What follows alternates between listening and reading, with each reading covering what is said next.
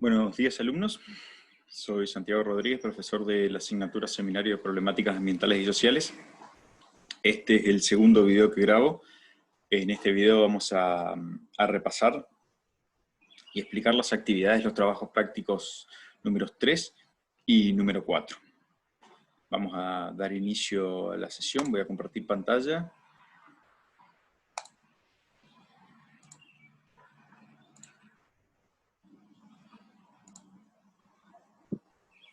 Aquí estamos. Bueno, el trabajo práctico número 3 se titula El tema del vegano. El nombre es un poco en broma, en realidad no se lo puse yo al nombre. Es un artículo que leí en una página de internet que se llama El Gato y la Caja, que es una página de divulgación científica, que al igual que en el video anterior les recomendé que busquen las charlas TED. En este video les recomendaría que entren a la página de El Gato y la Caja y naveguen un poco por esa página. Van a encontrar que hay un montón de artículos de divulgación científica de los temas más variados, y este en particular es uno que me gustó mucho. Lo escribe un pibe que se llama Ezequiel.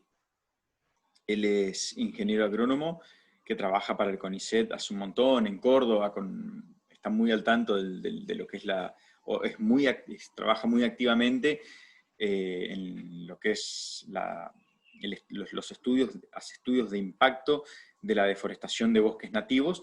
Y bueno, y en base a eso él escribió este artículo y le puso ese nombre medio bromista, digamos que, pero bueno, ya vamos a hablar un poquitito sobre el tema y vamos a ver de qué trata. Así que bueno, cuando ustedes, el trabajo que yo les mandé era básicamente el artículo del chico este, en el cual yo lo copié, se lo mandé, y a continuación le hice estas 3 preguntas que vamos a trabajar ahora. La primera pregunta es: ¿cuáles son los principales motivos para la deforestación de bosques?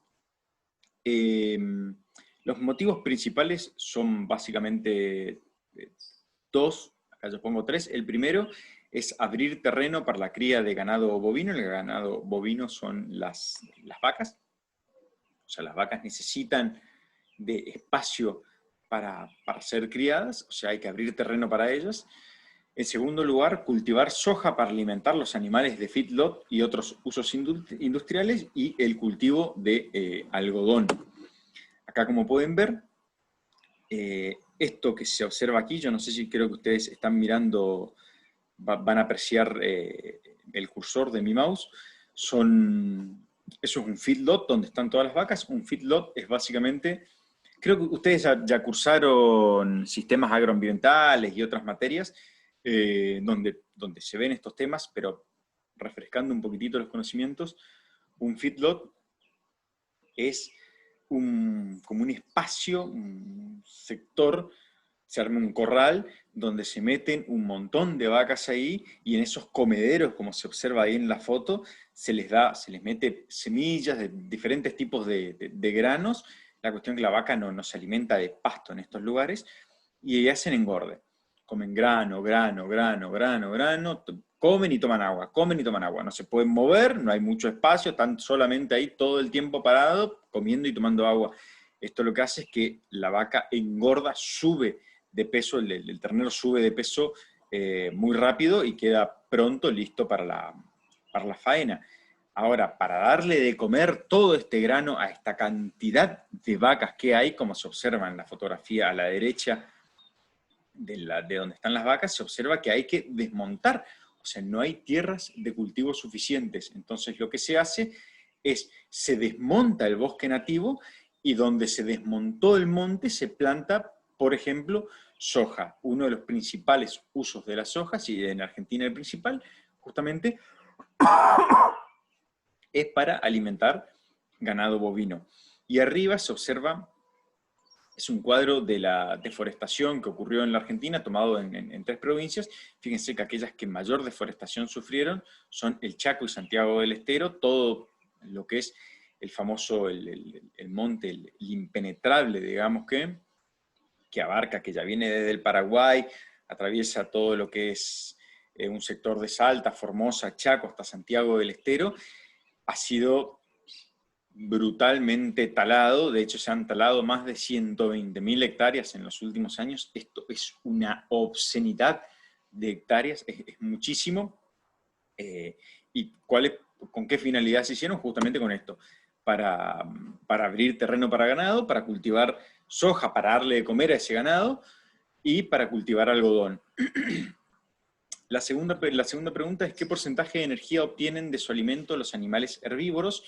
Los animales herbívoros obtienen el 10% de la energía contenida en las plantas, y en este sentido nosotros, a su vez, cuando nos comemos a los animales herbívoros, obtenemos otra vez algo así como un 10% de la energía de ese animal, el resto se pierde en forma de calor, así que de toda la energía, que nosotros, yo sé que lo habrán visto en biología, si no, no me voy a poner ahora, pero el proceso de fotosíntesis, el sol, la luz solar, es captada por las plantas mediante la fotosíntesis transforman esta energía solar nosotros decimos en comida, en su estructura. Esto le permite a la planta crecer, y cuando viene, por ejemplo, la vaca y se come a ese pasto, ella come de toda la energía que captó el pasto, ella solamente obtiene el 10% de toda esa energía. O sea, si el pasto fue un 100%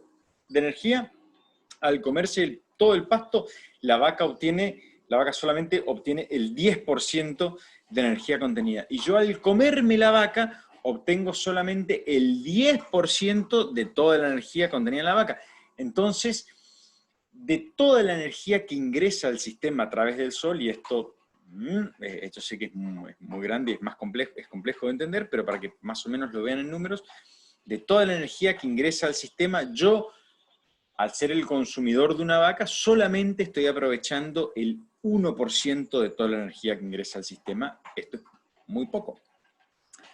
¿Cuál es la relación? La tercera pregunta: ¿cuál es la relación entre el consumo de carne y la pérdida de bosques nativos? Las principales causas de la deforestación en los países con un modelo agroexportador como el que tenemos nosotros son aquellas actividades relacionadas con la producción de carne. A ver, acá terminan estas tres preguntas. Esto es muy simple. Este trabajo, en línea general, lo han resuelto todo muy bien. Yo pongo este trabajo año tras año con la intención, digamos, de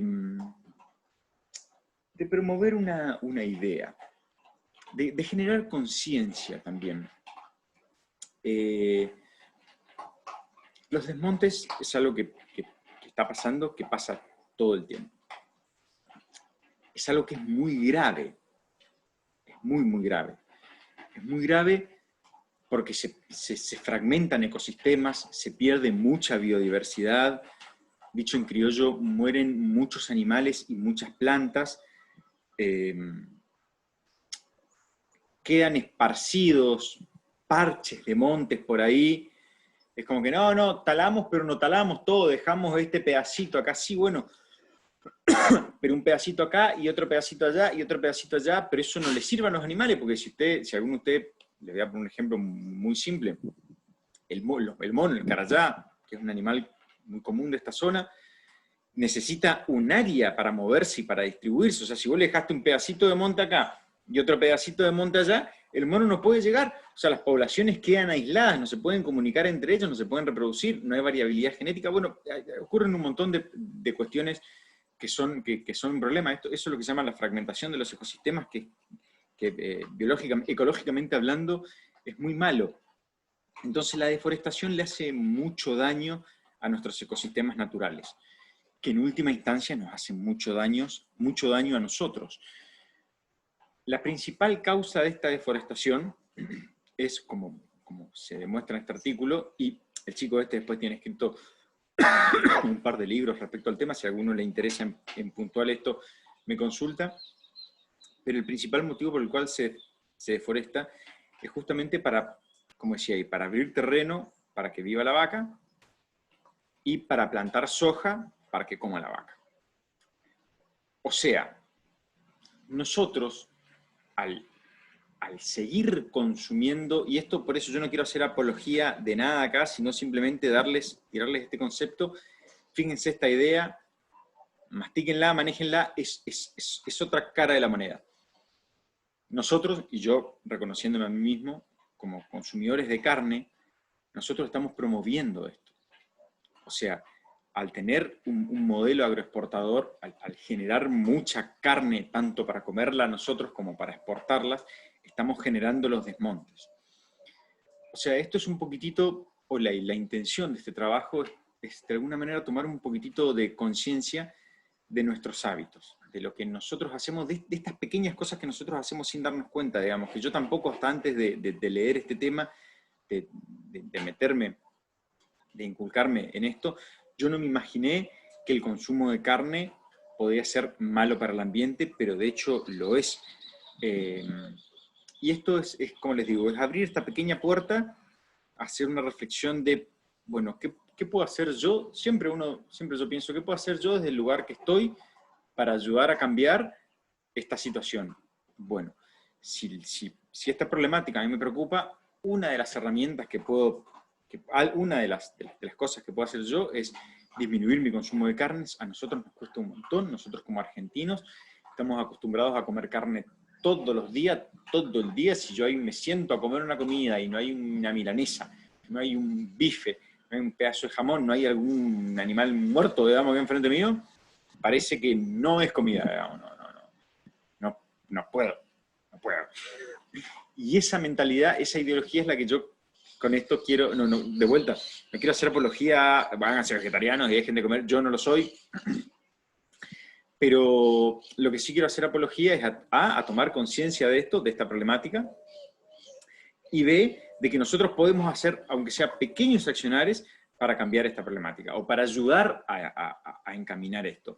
Como les decía, en primer lugar, disminuir el consumo de carne. Comemos una cantidad obscena de carne, comemos mucha más carne de la que nuestro organismo necesita, comemos mucha carne, podríamos consumir menos. Nosotros, compartir estas ideas con quienes están al lado nuestro para que, bueno, ¿te gustó? Fíjate, esta es una manera que podemos ayudar, de esta manera podemos no generar tanto impacto en los ecosistemas, entre todos, poner nuestro granito de arena, por un lado. Por otro lado, obviamente, exigirle a nuestros gobiernos que tengan políticas contra la deforestación y contra la producción masiva de ganado, que tengan políticas que sean más amigables para con el ambiente, digamos, que tomar conciencia de esto, exigirle a los políticos esto, ser responsables respecto a este tema. Así que bueno, en fin, este trabajo práctico del tema del vegano, la idea es esta, la idea es abrir esta nueva puerta que para mí estuvo, yo durante mucho tiempo no me imaginé que esto fuese posible, y cuando investigué sobre el tema me di cuenta del daño que le hace a los ecosistemas la cría de ganado, y bueno, transmitirle a ustedes. Tómenlo, déjenlo, esto al menos, como les decía hoy, es otra cara de la moneda. Ahora vamos a pasar al trabajo práctico número 4, se llama Efecto Invernadero y Calentamiento Global. Tiene 4 preguntas. La primera pregunta es, ¿qué es el efecto invernadero? Perdón. ¿Cuáles son los gases de efecto invernadero y por qué es fundamental el efecto invernadero para la vida? Vamos a tratar de responder la primera pregunta, nos vamos a enfocar en el casillero, yo lo tengo a mi izquierda, creo que a ustedes también le va a quedar a su izquierda, que dice efecto invernadero natural. El efecto invernadero es un fenómeno que, como dice, ocurre naturalmente en el planeta Tierra, por suerte ocurre naturalmente en el planeta Tierra. El efecto invernadero es lo siguiente, nuestra atmósfera tiene una capa de gases de efecto invernadero. Los gases de efecto invernadero son varios, ahí ahí se observa, por ejemplo, el dióxido de carbono es el primero, lo vamos a ver más adelante. El dióxido de carbono es la estrellita, digamos, del efecto invernadero y del calentamiento global, pero ya vamos a ver. Entonces, dióxido de carbono, el vapor de agua, el metano, el óxido nítrico, en fin, todos estos son ejemplos de gases de efecto invernadero. Estos gases están en la atmósfera. Cuando el Sol, cuando la luz, los rayos, la radiación solar ingresa a nuestro planeta, atraviesa la atmósfera, como acá van a ver, choca sobre la Tierra, sobre los océanos, y hay un calor irradiado que se irradia y vuelve al espacio, digamos, que como que parte de todo este calor rebota en la Tierra y se va hacia el espacio nuevamente. Esta capa de efecto invernaderos, esta capa de gases de efecto invernadero funciona como una película, como una manta, como un cobertor, que hace que de este calor que rebota y que se pierda, parte la atraviesa y se vaya hacia el espacio, pero parte quede retenida acá adentro. Este efecto invernadero es muy bueno y es fundamental para la vida, porque en su estado natural, el efecto invernadero lo que hace es mantiene una temperatura más o menos constante en el planeta Tierra, ¿sí? O sea, la vida en el planeta Tierra es posible, la vida como la conocemos nosotros, gracias a que existe el efecto invernadero. Este efecto invernadero hace que la diferencia de temperatura entre el día y la noche no sea tan marcada. De hecho, dicen que si no recuerdo bien los números, pero una cosa así como que si nuestro planeta no tuviese una atmósfera que provocase este efecto invernadero, durante el día haría 150 grados y a la noche haría menos 50 grados centígrados. O sea, la diferencia térmica sería tan que no sería compatible básicamente con la vida. Así que el efecto invernadero ocurre normalmente, y gracias a Dios que ocurre, porque como les dije, mantiene una temperatura más o menos constante en la Tierra, hace que la diferencia de temperatura entre el día y la noche no sea tan marcada, y permite que la vida se desarrolle en el planeta. O sea, el efecto invernadero es normal. ¿Por qué es fundamental para la vida? Bueno, eso se lo acabo de explicar. La pregunta número 2 es ¿cuál es la relación entre el calentamiento global y el efecto invernadero? ¿Y qué actividad humana influye de manera decisiva en el incremento? Bueno, vamos a por la A. ¿Cuál es la relación entre el calentamiento global y el efecto invernadero? Recién hablamos, entonces, el efecto invernadero es algo que ocurre naturalmente en la Tierra. Ahora, ¿qué es el calentamiento global? Global warming, en inglés, que está en todos lados y todo el mundo hablando de esto, incluso yo creo que se debería hablar mucho más de esto. Este es un problema que se viene para quedarse. El calentamiento global es como, sus palabras lo dicen, es un calentamiento, es un aumento de la temperatura media de la Tierra, de toda la Tierra. O sea, en todo el planeta Tierra, las temperaturas están aumentando lentamente todos los años, poquito a poquito. Esto no quiere decir que uno por ahí confunde calentamiento global con, qué calor que está haciendo este verano hace más calor, hace menos calor, hizo más frío, menos frío. No, esas son variaciones estacionales que nosotros tenemos, obviamente las podemos ver. El calentamiento global hace que cada vez nuestros inviernos sean más cortos, que nuestros veranos sean más extensos y duraderos. Pero el calentamiento global no es tanto una cuestión de que este verano sea más caliente o menos caliente que el verano pasado, que puede ser o no, indistinto. Esto es en todo el planeta Tierra. O sea, en todo el planeta Tierra, las temperaturas medias, si nosotros teníamos una media de 20 grados, media, o sea, si calculamos el promedio de temperaturas que hay en todo el año en tal lugar, hace 30 años era de 20 grados. Hoy es de 22 o 23 grados. ¿Me explico? Y esto es así en todo el mundo. Esto trae un montón de consecuencias negativas que las vamos a ver más adelante, pero esto es el calentamiento global. Ahora, ¿cómo se relaciona el calentamiento global con el efecto invernadero? Yo recién anteriormente les había explicado qué es el efecto invernadero. Lo que estamos haciendo nosotros con la actividad humana, ya vamos a ver con cuáles, nosotros emitimos gases de efecto invernadero, principalmente el dióxido de carbono, que anteriormente les había dicho que era el importante en esta charla. El dióxido de carbono es un gas que nosotros largamos normalmente al expirar. Gran parte del aire que nosotros expiramos está cargado con dióxido de carbono, eso es normal. Con la respiración de cualquier animal se emite dióxido de carbono, pero otra manera que nosotros generamos dióxido de carbono es, por ejemplo, con la quema de combustible fósil, los autos, las motos, la quema de pastizales, la quema de basura, las industrias. todo eso libera mucho dióxido de carbono al ambiente. Entonces, a la atmósfera. Esta cantidad de dióxido de carbono se comienza a acumular en la atmósfera, y se acuerdan que yo antes le dije que el efecto invernadero, cuando los rayos del sol atravesaban, rebotaban en la Tierra, era como una capa de gases que hacía que algunos rayos de alguna radiación solar pasara y se fuera al espacio, y otra permaneciera adentro. Imagínense que en un contexto normal, esa capa es delgada.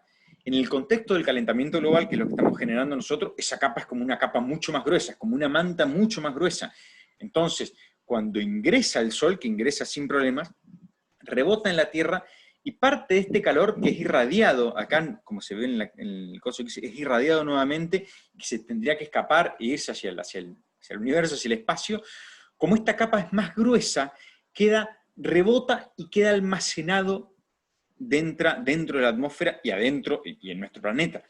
Entonces, esto hace que toda la radiación solar cada vez se pierda menos y cada vez se almacene más. Cada vez almacenamos más calor nosotros dentro a causa de esta capa de gases de efecto invernadero. Entonces, esto es lo que con el paso del tiempo y a medida que generamos más dióxido de carbono y más gases de efecto invernadero, más gruesa se vuelve esta capa y más aumenta el calentamiento global. ¿Sí? ¿Se entendió entonces? Calentamiento global e efecto invernadero. El efecto invernadero es algo que ocurre naturalmente, el calentamiento global es algo que se vincula con el efecto invernadero, pero que lo estamos generando nosotros. ¿Qué actividad humana influye de manera decisiva en el incremento de dicho efecto, en el incremento del calentamiento global? Aquí podemos ver. Este es un gráfico de la Unión Europea. En gran porcentaje de liberaciones de dióxido de carbono lo producen el transporte. Fíjense, dice transporte excluido, o sea, sin contar aéreo y marítimo, o sea, sin contar los aviones y barcos, que los aviones generan una cantidad brutal de dióxido de carbono. Los edificios generan otro tanto. La agricultura, movilizar, lo que hablábamos anteriormente, la tala de los montes, los árboles, justamente los montes nativos, que son sumamente importantes. La función de las plantas durante la fotosíntesis que mencionamos hoy, ¿cuál es? Ellos captan el dióxido de carbono que hay en la atmósfera, lo transforman en energía para ellos y liberan oxígeno. O sea, nosotros generamos un montón de dióxido de carbono en la atmósfera a través de la industria, de los residuos, del transporte, de lo que sea, y encima que generamos un montón, estamos talando a los organismos, o sea, las plantas, estamos talando los montes, estamos matando las plantas, que son justamente los que reabsorben ese dióxido de carbono del sistema. O sea, estamos haciendo todo mal, básicamente, las dos cosas mal. Así que esas son las actividades que nosotros hacemos que generan mayor liberación de dióxido de carbono en la atmósfera. La pregunta número 3, ¿qué consecuencias sobre la salud humana trae la contaminación atmosférica? Un montón. Vamos a ver en estas imágenes, observan la imagen de más la imagen de más arriba, esta que hay unas motos y unas bicicletas y un vehículo atrás que se ve todo como borroso, como si hubiese humo, como si estuviese un incendio cerca. No es humo, eso es lo que se conoce como smog o smog. El smog es la contaminación atmosférica a través de... Se liberan tantas partículas al aire, tantas partículas por la combustión de los vehículos, de las industrias, de la quema de basura, de lo que sea, que hace que como que en la atmósfera, como que en el ambiente quede ese aspecto de nuboso, de que están siempre prendiendo, quemando algo ahí al lado, digamos, que hay el humo permanente. Nosotros, que vivimos en Paso de la Patria, en Corrientes, en Argentina, la verdad que tenemos la suerte de no saber lo que es el smog, pero esa foto es de China, y yo tengo una pequeña anécdota. Tengo un amigo que tuvo la posibilidad de irse a China, y él me dice, Santiago, no sabes, no se ve el cielo. Digo, ¿cómo, José? Me dice, no se ve el cielo. el sol es como lo ves a través de esa nube medio borrosa ya en el fondo, pero vos no ves el cielo, vos no ves... y me dice, y hay días buenos cuando hay mucho viento, ocurre algo que se lleva gran parte del smog, que más o menos te disipa. Pero los días que no hay viento, que hay mucha contaminación, que hay baja presión, o sea, que está todo concentrado ahí, me dice, vos a 30, 40 metros, 50 metros ya no ves lo que hay, me dice, es de lo nublado que está todo, y esta gente vive en esas condiciones, respira en esas condiciones. Por eso ahí se observa de que el que está adelante con una bici tiene puesto como un barbijo. Ellos viven todo el tiempo con un barbijo, ahora por el COVID más, pero viven todo el tiempo con un barbijo porque el aire que respiran es tremendamente tóxico para sus pulmones. O sea, el smog es terrible. Y otro de las consecuencias que trae la contaminación es lo que se ve aquí abajo, que se llama lluvia ácida. No me voy a meter mucho en esto, pero la lluvia ácida es básicamente cuando las empresas, las industrias generan ciertos gases, como por ejemplo el ácido sulfúrico y el ácido nítrico, que los generan a modo de vapor, que son transportados por el viento. Estos gases se unen a la humedad del aire, o sea, se fusionan con el agua. Esto después se condensa, se forma una nube, y cuando esa nube precipita, o sea, cuando cae la lluvia, esa lluvia viene cargada con esos ácidos sulfúricos, con esos ácidos nítricos, que hacen mucho daño principalmente a la vegetación. Entonces, lo malo de la lluvia ácida es que nosotros podemos estar generando todos estos gases en un sector industrial, digamos, que puede estar alejado, puede estar a 20 kilómetros, a 30, 40 kilómetros del monte, y estamos generando toda la contaminación ahí, pero esta contaminación después el viento la arrastra y hace que la lluvia ácida caiga arriba de un monte que está a 30, 40 kilómetros y sea muy perjudicial para ese ambiente, para ese ecosistema, para ese monte. Y por último, busca información donde se relacionan el calentamiento global y la salud, y para esta es la última diapositiva, que también voy a tratar de hacerla breve. Con el calentamiento global están pasando y van a pasar, y esto es bastante drástico, espero estar equivocado, muchas cosas. Nosotros en este momento estamos como todos muy concentrados con el COVID. El COVID está bien, el COVID es una problemática que estamos teniendo hoy, pero es como que nos estamos olvidando de que el golpe, el coletazo más fuerte que nos vamos a llevar a causa del calentamiento global. El calentamiento global genera cambios muy, muy drásticos en los ecosistemas. El calentamiento global hace que en regiones donde antes había un clima templado, ahora sea un clima más cálido o subtropical. Esto hace que enfermedades que antes eran típicas de una región más tropical, ahora se extiendan a regiones donde el dengue, lugares donde antes no había el mosquito, ahora que hace calor, hay humedad, más hacia el sur, empiezan a haber casos de dengue, empiezan a tener la presencia del mosquito. Entonces el dengue, la malaria, todas estas enfermedades que vienen acompañadas con estos cambios de distribución de la temperatura y de los ecosistemas. Y después estos mismos cambios de temperatura hacen que en lugares donde antes llovía más, ahora cada vez llueva menos, genera sequía. En lugares donde antes prácticamente no llovía, ahora llueve más, entonces hay inundaciones. O sea, el calentamiento global está generando el planeta, hay cosas que se llaman corrientes de circulación de aire. Al cambiar estas corrientes de circulación van completamente de la mano con las temperaturas en cada uno de los lugares, ¿no? Al cambiar las temperaturas, cambian las corrientes de circulación. Las corrientes de circulación del aire son las que transportan la humedad de un lugar a otro. Al llevar más humedad a un lugar, en ese lugar llueve más. Si nosotros cambiamos la corriente, esa humedad no va a ese lugar, sino, como les decía hoy, va a otro. Entonces, en el lugar donde antes llovía, deja de llover y empieza a llover en lugares donde antes no llovía. O sea, genera ambientalmente un montón de desequilibrios que terminan repercutiendo en nosotros. El productor estaba esperando que llueva tal cantidad de mililitros y le llovió muchísimo menos, entonces las cosechas se dieron a menos, le llovió muchísimo más, entonces las cosechas se le inundaron. Esto afecta la capacidad que nosotros tenemos de producir alimento. Como les decía, las enfermedades como el dengue, la malaria, las sequías, el acceso al agua potable. Bueno, el calentamiento global trae aparejado un sinfín de problemáticas que son realmente muy graves y que no las vemos, o todavía no las estamos viendo. Y este es el gran problema. Esto está ocurriendo, porque está ocurriendo, pero ocurre muy lentamente. El problema de esto es que va a llegar un momento donde si no tomamos las medidas que hay que tomar, esto se va a desbordar, va a colapsar y quizás sea demasiado tarde para volver atrás, digamos que para enfriar, por así decirlo, o para evitar que este calentamiento se produzca de manera tan veloz.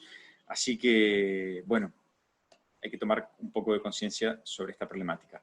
Les agradezco mucho por haber visto el trabajo práctico 3 y el 4. Ahora les voy a pasar a filmar el trabajo práctico 5 y 6.